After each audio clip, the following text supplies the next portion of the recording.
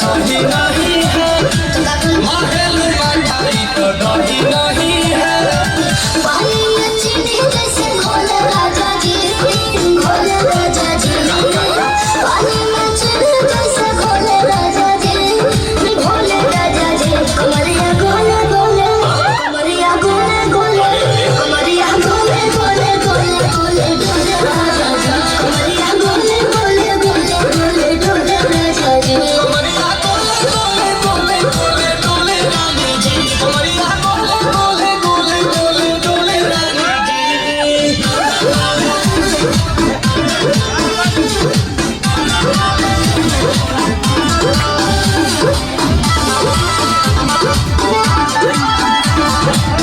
बस video करो हम लोग माल बढ़िया से लागिलू बैठे या कोहरा में बैठे, कर कर जा धका धक।